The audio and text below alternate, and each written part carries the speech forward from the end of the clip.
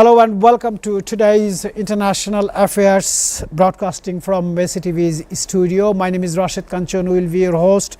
I will have a very distinguished panelist today, Professor M. Shahiduzzaman. He is the veteran professor and very outspoken personality on international affairs. I have in studio our international affairs commentator Shamsul Alam Pamtho. From Washington, we have Ambassador Norman Flat-Barnes. From Poland, we will have Mr. Lucas. He will join to give us the latest information. And from Doha, Qatar, there will be Ghulam Maula. He is a journalist. He will give us the latest situation in Qatar. First, let me begin from Poland, where Lucas is there. Lucas, can you hear us properly? Hello everyone, I'm Łukasz Motleski and yes, Lucas. Yes. Lucas, Poland shuts down Russian drones over its territory. NATO member Poland engaged in a rare provocation. Its forces intercepted and destroyed Russian drones that breached its airspace, raising fears of a NATO-Russia confrontation. What are the latest situation, Mr. Łukasz, in Poland? What is the latest news do you have right this moment, Mr. Łukasz? As you said before, the situation in Poland is under control. Polish air forces shoot down several Russian drones, while the wreckage from others fell in different locations. Fortunately, there were no victims, only minor material damage. And Poland has actually invoked Article 4 of the NATO treaty, calling for allied consultation. And Poland has also issued a formal diplomatic protest to Russia. Investigations are ongoing to determine the origin of the drones and whether they carried explosives or not. And actually, the Polish society is kind of split into the two teams. Some of the people believe that it's been Russian drones, some not. So this is actually good to determine the origin of the drones. And yeah, I mean, most of the Polish society, I've been talking to my friends, I've been talking to people I know, and they feel concerned, but not intimidated. So yeah. All right, Mr. Łukasz, please hold on the line. We want to go to Doha, Qatar, where a journalist, Mohammed Ghulam Maula, is there. Qatar will be joining very soon. Let us go to Washington DC. Mr. Norman Flat-Barnes, the question is, according to Article 5 of NATO, we know if one member is under attack, it is the meaning that entire all NATO members are under attack. So you have seen the attacks on Poland. What would be the response from other members of NATO? Mr. Norman, you are from Washington DC right this moment. Yes, we have an agreement with NATO as a member, active member of NATO, that we will support, respond, and do what is necessary to address any type of aggression on the NATO pact. So the United States is obligated to that, and they have full intentions to support that.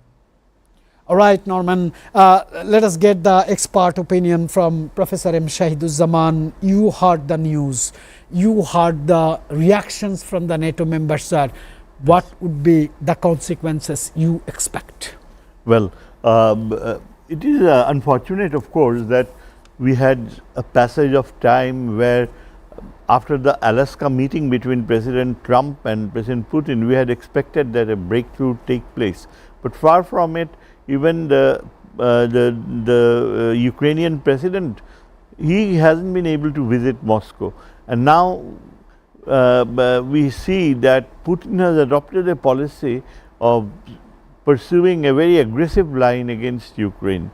My expectation is that since Poland is just bordering Ukraine, it's quite possible that the Russian drone could stray into Polish territory. Number one, if that is so, I don't think there would be any crisis of any important magnitude. Second possibility is that that a drone violating a territory is not considered really an attack. Rather, the shooting down of the drone could provoke Russian response as an unfriendly act. Normally, the flight of a drone should have led Poland to register a protest that they should not stray into Polish territory. But in case if the drone has been equipped with arms and if it had any aggressive intentions, that would be of course a good reason for Poland to shoot it down. But the fact is that although Poland is a member of the NATO, it is one of those recent inclusions in NATO, and its geopolitical location of course makes it vulnerable. But Poland has been showing sufficient restraint in the recent past in terms of distancing itself from Ukraine, in terms of creating a lull in the effort. So, the Russians have good reasons not to provoke Poland or not to really threaten its territorial sovereignty. I have my hunch is that I am sure the Russian authorities are in touch with Polish authorities, and there is really no cause for alarm. American reaction hasn't yet been very strong, it has been very muted, and I have really not seen any American response as yet. I think President Trump will not try to provoke any anger or any counter threat to Russia, because the entire approach right now is to sort of bring about an end to the war between Ukraine and Russia. All right, sir. Let us get the comment from our international affairs commentator Shamsul Alam Panto. He is keenly watching this. Sir, my comment is, question is, according to Article 5, if one NATO member is attacked, that means the entire NATO countries are attacked. Till now, we did not get the response from Washington, we did not get the response from other powerful NATO members, and some commentators are saying this attack is equivalent to the mocking to President Donald Trump by Vladimir Putin on the peace negotiations. Thanks for passing me the mantle. A very warm welcome to all our panelists here today. Of course, Ukrainian President Volodymyr Zelensky said he has held talks with the Polish Prime Minister Donald Tusk after drones had targeted Ukraine crossing into Polish airspace, which of course marks a different era of escalation. Right now we see the spillover effect coming into play, and of course entirety of Europe had seen what Russia can do, and of course they see it in Ukraine. But as of today, of course, it's a spat in the face of Donald Trump's administration and all the efforts he had taken in mediation between the relevant parties.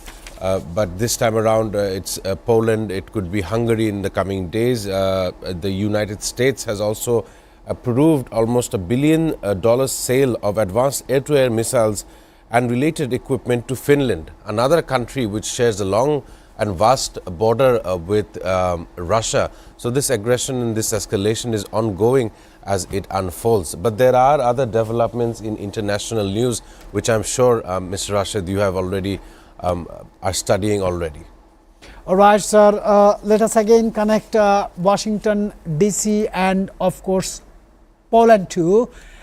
Control room, please bring both the gentlemen on the screen. I have back-to-back question for both of them. First, Norman. Norman, could this drone incursion be considered a deliberate Russian provocation, and how should NATO respond at this stage? This drone I call it intrusion. I will consider it as a probe to test the NATO systems, to test their response, and to basically to assess their readiness for a response. NATO is doing exactly what they're supposed to do in response to any type of perceived threat. Yes, it was a drone, a series of drones. I believe the drones came from Belarus. the intent was to basically to test the readiness of the NATO system. And everything by the bylaws and the rules of NATO was done correctly. So we are waiting right now to see exactly what Russia's next move is. NATO is poised ready to respond and do a counter response to anything that may come up or develop. So it's very tense in the region, particularly in the Baltic state regions, the Baltic area. Is very on alert. Everything is on high alert right now. All right, Mr. Yukas from Poland, can I ask you a question? Are you there, Mr. Yukas? Yes. What is the impression of Polish people? What is the impression of Polish politicians and the government? And what you see in the Polish media's writing or publishing? Can you give us some ideas, Mr. Yukas from Poland? Yeah, sure. I mean, the Polish media live. I mean, this is the main topic in the Poland right now, right? So everyone talk about what happened, and yeah, I mean, the whole society is concerned. But as I told before, not intimidated, and actually, Poland trust in the effectiveness of the Poland's defense and in the NATO solidarity. Yukas, Shamsul Alam Panto, our international affairs commentator, would you mind to add your comment? Why suddenly it took place after Alaska summit? Well, when the Alaska summit took place August 15th, I said at that time that this would be quite so significant in geopolitics. But today is September 11th. And if you come to today, we are seeing acts of war being actively done on other countries, sovereign nations. And today, it's not just the Russia-Ukraine war that is of concern. You see Israel had unleashed an attack on Qatar. And this is how the international law, the respect towards international law, whether or not people will follow and to check its guidelines, these are matters that are of serious concern to world stability, geopolitical stability, and not only so, to international trade. But coming back to Russia's aggression into Europe, today it's Poland, it could be other countries in the coming days.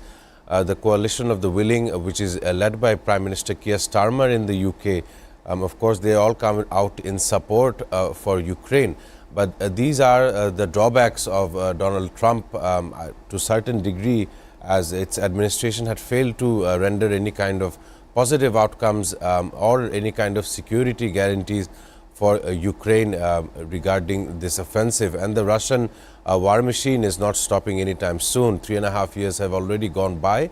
And of course, earlier on in this week, we've seen how Russian attacks a government building in Kiev, which is first of its kind in the first 3 years. Safe to say that a lot of things are happening in the global dominion. Yes, sir. Many things are there. Israel attacks on Qatar, Israel attacks on Houthi, I mean Yemen.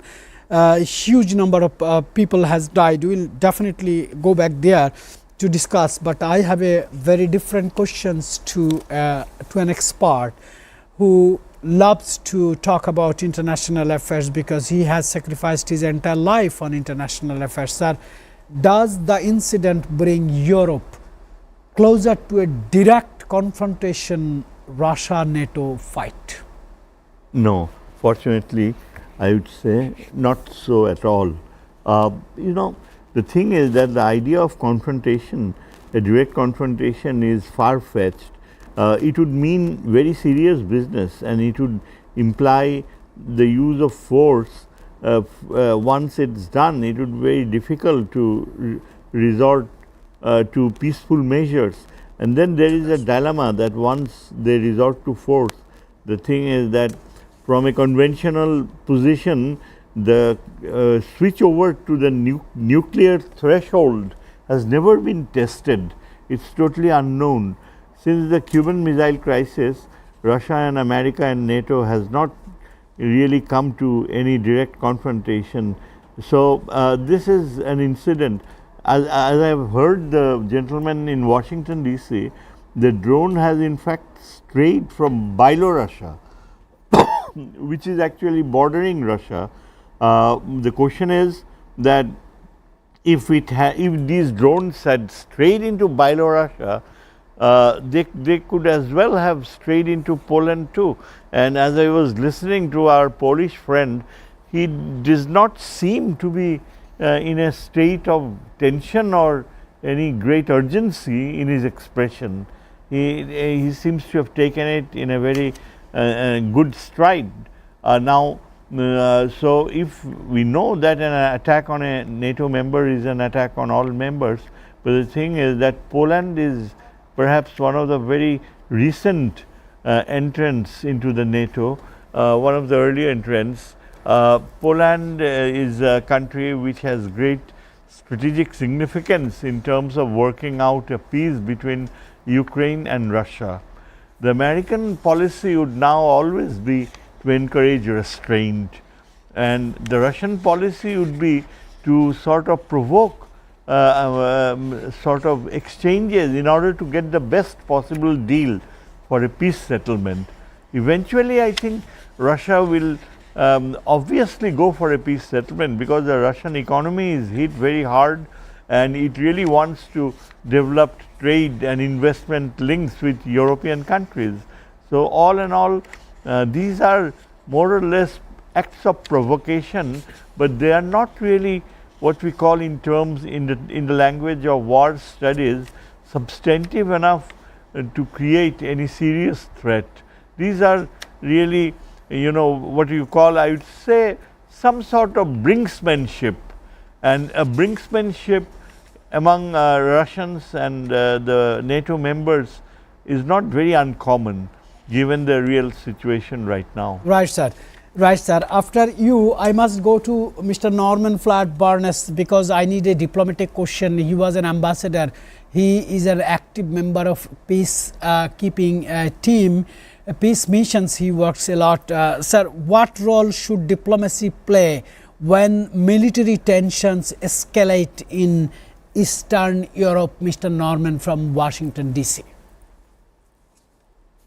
Yes, the role of diplomacy has to be the number one instrument in dealing with this. Communication is the key.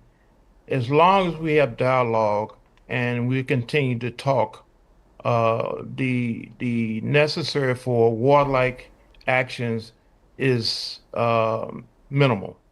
Yes, they can attack, we can have war, we can fight, we can do all this stuff in terms of killing each other. But how does that benefit anyone? It doesn't. So the goal is to basically entice, manipulate people to make a decision based on their needs. The needs of both sides need to be clearly put out and expressed. There's always a solution. The solution is to communicate and talk about how we can do this thing, how we can get this thing going, how can we live and be progressive. No one wants a war. A war is not going to benefit anyone. Everyone loses in that situation. But the key is, how do we communicate and understand exactly my needs, my goals, and how do we be progressive? That has always been the problem. How do we understand the other man's situation versus theirs? And basically, do we have a situation where we have needs? It's a difference between needs and wants. So we want a lot of things, but do we really need that? So that is where we need to get to the point where what is necessary for everybody to coexist. So diplomacy is the key. All right, Mr. Norman, apology for a short commercial break, but before the break, I just want to say Israel targets Hamas leaders in Doha, Qatar. Qatar condemns. News is Israeli forces carried out strikes at senior Hamas leadership inside Doha. Qatar has strongly condemned the strikes, prompting diplomatic backlash and raising concerns about spillover into the border Middle East. Ladies and gentlemen, let us come back from a short commercial break.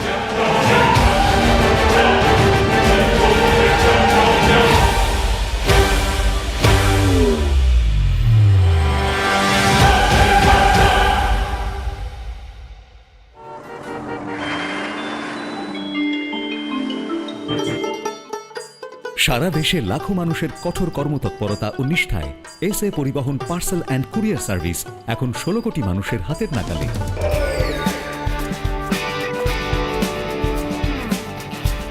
দীর্ঘ 30 বছর ধরে বিশ্বস্ততা ও দ্রুততার সাথে সেবা দেওয়ায় গ্রাহক সেবায় এখন শীর্ষে। বাংলাদেশে গ্রাহক সেবার সাফল্যের পর এসএ পরিবহন পার্সেল অ্যান্ড কুরিয়ার সার্ভিস এখন বিশ্ব বাণিজ্য কেন্দ্র সিঙ্গাপুরে। আপনার যে কোনো পণ্য সিঙ্গাপুর থেকে বাংলাদেশে বুকিং এর জন্য যোগাযোগ করুন। এসএ পরিবহন private limited, logistics parcel and courier service, 22 Roberts lane, Singapore 218302। Phone 0065 629 24900।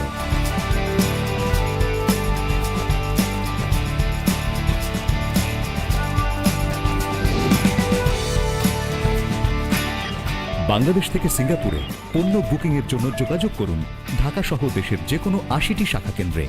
SA পরিবহন পার্সেল অ্যান্ড কুরিয়ার সার্ভিস, আপনার সেবা সব সময়। Welcome, Grand Palace Hotel, Dhaka. A majestic lobby blending timeless elegance with modern design.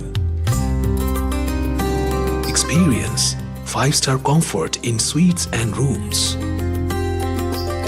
Sophisticated fine dining restaurant. Crystal clear swimming pool for ultimate relaxation.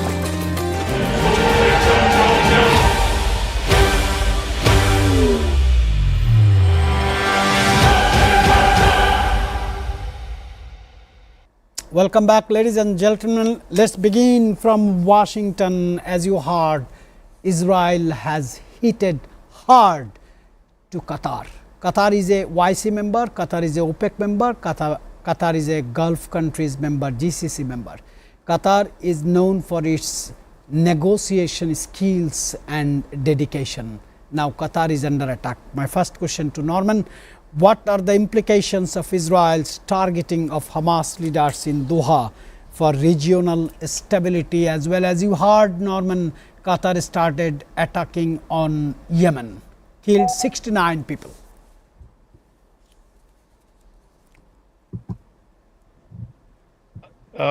Yes, the Prime Minister of Qatar had a interview and a statement regarding this attack.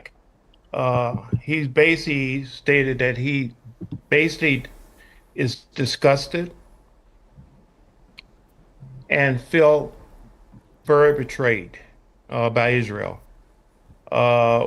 They are considering really reviewing actually what is their role, or do they have a role, or should they have a role in this peacekeeping process. The Prime Minister has called upon the other Gulf states to have a collective response, not a military response, but a collective response to this violation of their sovereignty and this attack. And basically what he's saying is, why Israel is wasting our time if you don't want to do peace? Why waste our time and risk the safety of our people if your intentions is not pure? All right, Norman, as Mr. Yukas from Poland is with us, I have a little question for you, my dear friend. Do you see the people of Poland are trying to cross the border to go to other countries for their safety, because news are coming, few people from Poland are leaving the country? Is this true, or do you have any news, gentlemen? I mean, perhaps people that lives in the eastern part of Poland are trying to move further in the country to the western part, or even to the central one. But in the place I live in, no, we are not considering moving to a different country right now. All right, Mr. Yokas, very short answer, but very clear cut. I have to go to Professor M. Shahiduzzaman. He has long experience teaching, writing, reading and speaking on this issue. Sir, how might Qatar's condemnation of Israel's actions reshape Middle East alliances? It's very important and it's a very disturbing development. You know, Qatar is not just a member of the OIC, it is also the headquarters of the CENTCOM. American Central Command is located in Qatar, and Qatar has great strategic importance in terms of the way Qatar negotiates or mediates whenever there is a crisis among the Muslim countries, Arab countries as well as Israel. Even today, Qatar is actively involved in trying to persuade Israel to stop its genocide and its killings of the Hamas people. The very fact that Qatar, being a mediator, is subjected to Israeli attack, it really can do a lot of harm to the mediating effort from the Arab side. And secondly, if Qatar really shelters many of the insurgent groups and even those who are fighting with Israel, that is something that has been done for quite some time. It is known to the United States, and Qatar has always enjoyed this unique status of hosting dissident anti-Israeli groups too, because Qatar is very clearly a much more freedom-loving compared to many other Arab states. For example, it hosts, not only hosts the Al Jazeera, which is of course the heart of anti-Israeli dissemination of news and education to the rest of the world on Israeli aggression. Qatar has done so with a lot of promise. Right. So any Israeli act will harm the close alliance between Qatar and the United States. It's very much possible that Qatar Right, could act independently and develop closer ties with China and threaten Israel of serious consequences too if Israel tries any act of aggression against Qatar. Right, sir. Before I go to our international affairs commentator, I must give a huge thanks to Mr. Yukas, has joined from Poland, and Norman Flat Barnes from Washington. I appreciate both of your contribution to our today's show. As both of you have time limitations, we are not going to continue right this moment because we have to concentrate on the studio. Mr. Yukas and Norman Flat Barnes, thank you so much. You have done extremely well in our today's show. I'll see you very soon again. Thank you.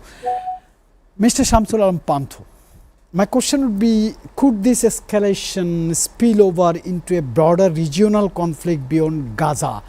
It was included Gaza, then sometimes attacked on Lebanon, then Houthi.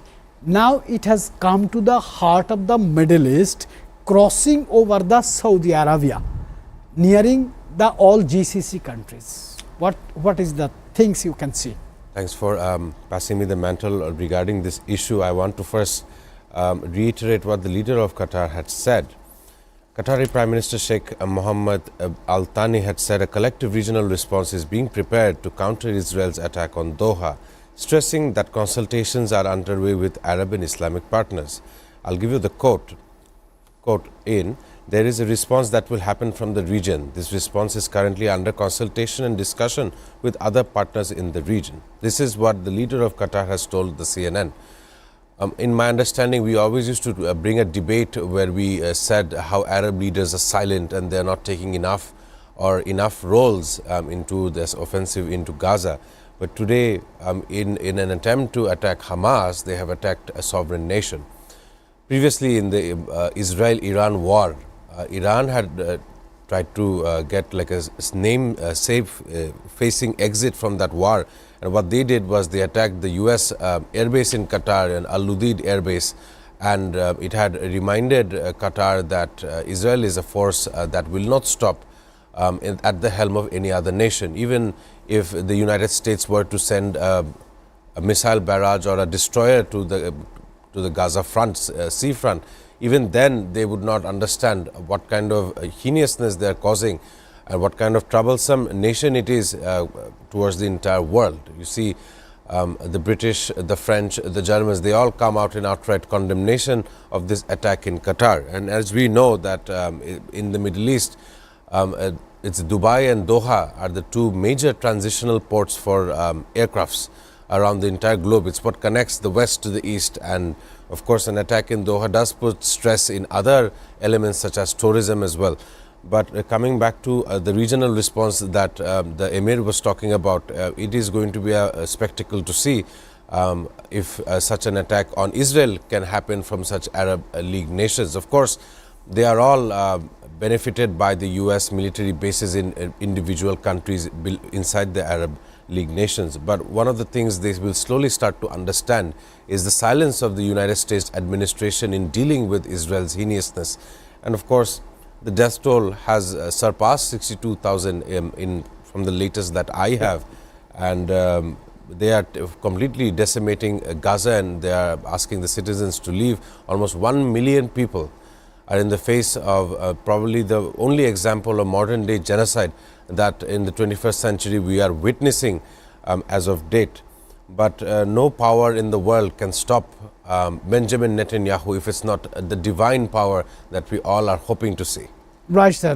Let us come into a conclusion from a very senior professor, very knowledgeable, distinguished personality, Professor M. Shahiduzzaman. Sir, my question would be, what lessons can be drawn from ongoing failures of peace negotiations in the Middle East? Because Israel is attacking one by one.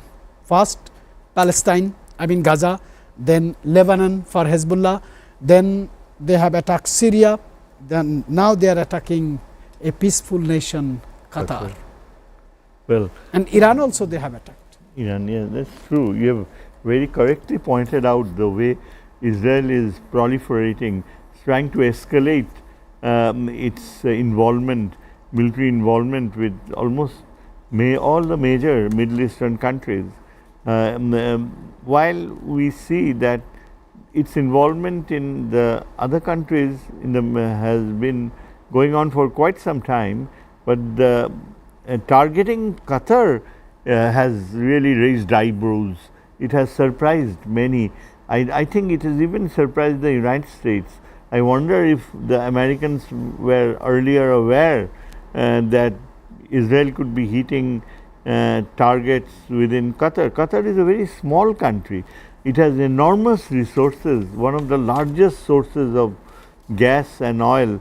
It's offshore. It borders Iran, and as I said earlier, that it has a very important strategic utility because all of CENTCOM's major installations of the region are housed in Qatar. There is a lot of American military presence, manpower also present in Qatar. So that makes even the Americans vulnerable in terms of protecting the base. I think privately the Americans are going to warn Israel and that it's going too far. President Trump has been involved in creating semblance of peace in the Middle East. As you said, it's become very difficult to tame Netanyahu. But then the fact is that President Trump has set his eyes on a Nobel Peace Prize, and it's no joke. It is quite serious about it. And I'm sure that while his main focus is to stop the Russian-Ukraine war, this part of the Middle East has made Netanyahu play, in the eyes of President Trump, a spoiler role.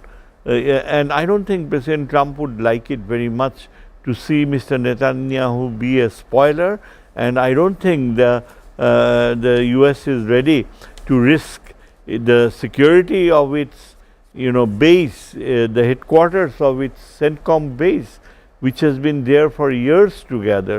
And Qatar has a lot of aspects of liberalism within its culture. Unlike the other Arab states, the Americans find that the existence of the Al Jazeera in Qatar is a great encouragement to the growth of democratic ideas. So considering all the aspects of utility of Qatar, I am sure the Americans should really rebuke President Netanyahu, and I don't think it will continue for too long. Right, sir. I want to go to our international affairs commentator. In the off air, we are talking about the Israel's style of attack. In 12 days war, Israel fought with Iran, and finally they have attacked on Iran's national television building. They have destroyed that. Some commentators are assuming that the way Israel attacked on Qatar, maybe their target is Al Jazeera English or Al Jazeera Arabic, because Israel already killed couple of Al Jazeera journalists in West Bank, Gaza, Jerusalem and in Palestine. And what is your comment on that? Well, previously a minister in Israel, I think it was Ben Gavir, who said anyone who watches Al Jazeera should be tried. Because Al Jazeera upholds the truth and because you can't get away with killing almost 1 million Gazans. That is the rhetoric that these ministers, or of course Benjamin Netanyahu's cabinet, wants to impose. But today attack, it's in a residential area. One thing that the international media outlets are forgetting to mention, that this attack in Qatar's Doha was in the residential area, which is also surrounded by government buildings. So that is quite the sensitive position to target in a sovereign nation. Doing so, it had called in condemnation, but I am waiting to see what kind of joint collaboration the Middle East states are playing. We of course have Saudi Arabia here, we have the United Arab Emirates, we have Qatar, we have Oman, and of course the leader of UAE is already visiting Qatar to understand what kind of regional response they should do in order to stop Israel's spill out into its own neighborhood. The only reason I see here is that Israel is becoming a pariah state given by its own actions. Any hope of survival from the hostages that were taken in by Hamas is vanishing by these decisions of Benjamin Netanyahu. Right, sir. Today is 11 September. Yes. You know, today is a day, 24th anniversary of attacking Twin Tower in New York. That was one of the breakthrough, and that incident changed the entire global geopolitical system. We will definitely discuss it very details. Ladies and gentlemen, I again apologize for a short commercial break.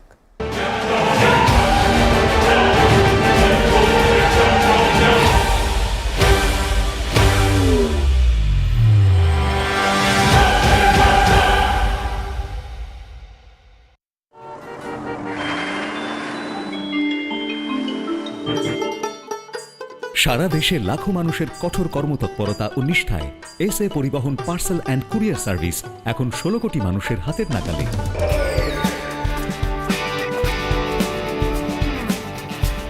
দীর্ঘ 30 বছর ধরে বিশ্বস্ততা ও দ্রুততার সাথে সেবা দেওয়ায় গ্রাহক সেবায় এখন শীর্ষে। বাংলাদেশে গ্রাহক সেবার সাফল্যের পর এসএ পরিবহন পার্সেল অ্যান্ড কুরিয়ার সার্ভিস এখন বিশ্ব বাণিজ্য কেন্দ্র সিঙ্গাপুরে। আপনার যে কোনো পণ্য সিঙ্গাপুর থেকে বাংলাদেশে বুকিং এর জন্য যোগাযোগ করুন।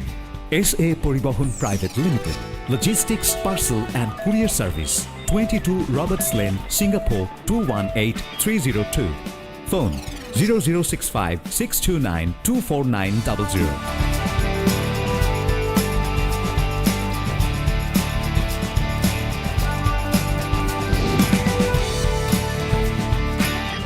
বাংলাদেশ থেকে সিঙ্গাপুরে পণ্য বুকিং এর জন্য যোগাযোগ করুন ঢাকা সহ দেশের যে কোনো 80টি শাখা কেন্দ্রে। এসএ পরিবহন পার্সেল অ্যান্ড কুরিয়ার সার্ভিস, আপনার সেবা সব সময়। Welcome, Grand Palace Hotel, Dhaka. A majestic lobby blending timeless elegance with modern design. Experience 5-star comfort in suites and rooms.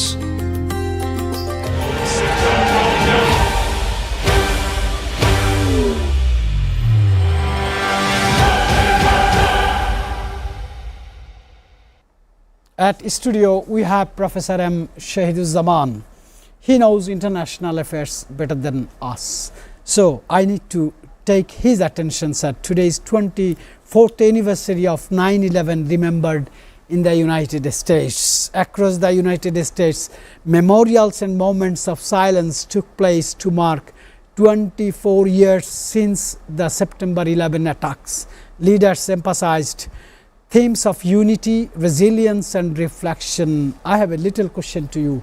On the 24th anniversary of 9/11, what are the biggest security challenges facing the United States today? Thanks.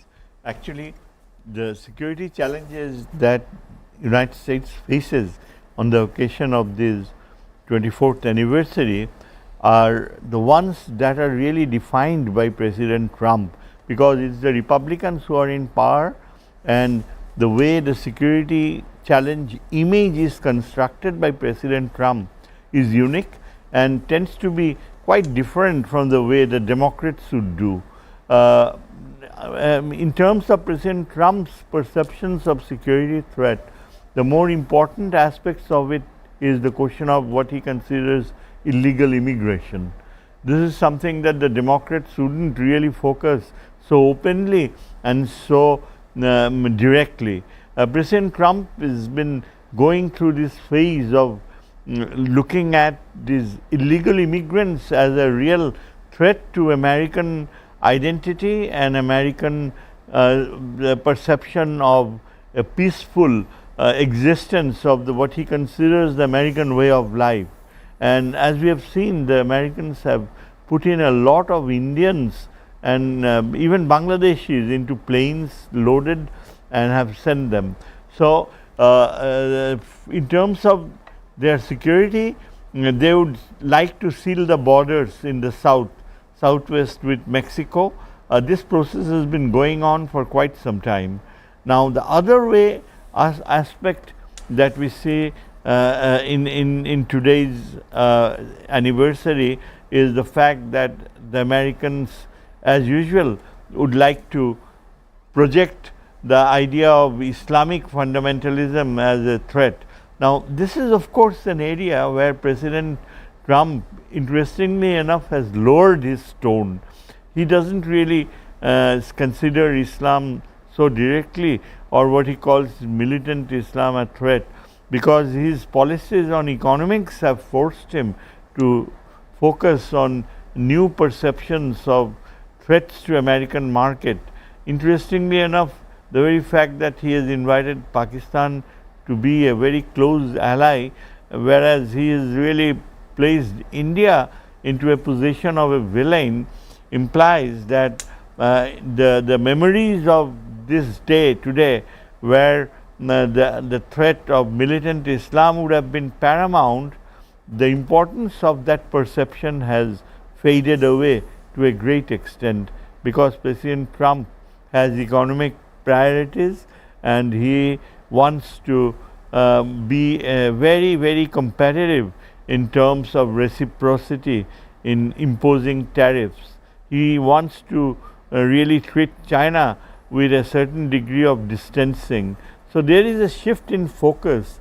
The anniversary today is more ceremonial rather than really making any display of important policy shift. Right, sir. Before I go to Shamsul Alam Pantho, our international affairs commentator, I just want to give him some facts. Before 9/11, I mean 11 September, the geography was one type.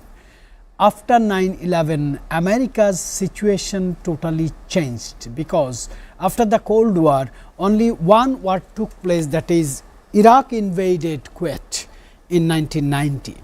But after 9/11, United States invaded Afghanistan, Pakistan, Iraq, Syria, Libya, and later Arab Spring came. That means the entire scenario has got changed. My question is to you, has America lived up to its promise of never forgot when it comes to unity and resilience? Complicated question for me to answer, but if you look at what you mentioned, Arab Springs, and how the president back then, I think it was George W. Bush Jr., who came popularly on TV and said there are weapons of mass destruction in Iraq which we must obliterate and we must find out and destroy. Similar pattern in today's modern times, there are nuclear weapons and warheads in Iran. An assumption. To a certain degree, there were no weapons of mass destruction, and definitely there were no nuclear warheads in Iran. So this narrative towards other countries becoming superior to them is a complexity issue that the United States faces. Today, in the world stage, I think that such a complexity, they are facing it with the second in line emerging power, China. And of course, today, why China is relevant, because if you look at September 3rd's parade, in Beijing, their military weapons were showcased to the entire globe, and people took note how China had made these developments to fruition. So once again, I would like to reiterate the fact that when US just only needs a reason to go targeting another country. A similar pattern is seen in Israel as well. They, especially in the case of Israel, they don't need any reason to go targeting a sovereign nation. Today it was Qatar, tomorrow it could be Bahrain. And this is why the Middle East is going through an extended period of heightened tensions. Right, sir. Let us look at South Asia. Gen Z's protest is going on against the established government. Major protest in Nepal turned violent amid corruption and social media crackdown. Large-scale Gen Z protests in Nepal are pushing back against alleged government corruption and a sweeping ban on social media platforms. At least dozens have died and many more are injured. Prime Minister Oli has resigned. He has taken a helicopter, has gone, but where he has gone, we don't have even news. My question to Professor M. Shahiduzzaman, saw similar things going to be happen in Nepal. What do the massive Gen Z protest in Nepal tell us about young people's role in reshaping democracy, giving new definition of democracy? You see, thank you. It's a very disturbing reality and very disturbing for us, because Nepal is so close to us as a neighbor, and Nepal has a tendency to imitate Bangladesh, or in order to balance its relations between India and China. Now, of course, there is a problem with this government in Nepal, and we can see the way the explosion has taken place. But what is absent in trying to identify is the role of India. Now, the thing is that whatever corruption and whatever dissent exists in Nepal, one cannot deny the fact that Nepal has had excellent efforts to develop its economic infrastructure with China, and India has been extremely concerned with sabotaging all these developments. The most important project that is being almost completed is the Trans-Himalayan Railway that will connect Lhasa in Tibet with Kathmandu. Now, this project has gone a long way. It has covered very difficult terrain, especially there are fault lines on the Himalayan ranges between Tibet and Nepal, which are extremely dangerous and vulnerable to earthquakes, and there has been very powerful earthquakes. India was extremely coy and was anticipating that it would be impossible for China to, build tunnels and take the risk, the amount of expenses to penetrate the tunnel. The amount of distance wasn't too large. It was the last 100 kilometers or 100 miles, even more or so, of very difficult terrain bordering Nepal, and very high mountains too. But China has been absolutely fascinating in terms of digging, penetrating the tunnels, building those tunnels, and it seems that it's only going to be a matter of months that this Himalayan railway will be completed. It will be a marvel of geopolitics. It has been unbelievable for many, many centuries that the Himalayan wall could be crossed by direct communication, and China has done it. And now Nepal will not be landlocked anymore.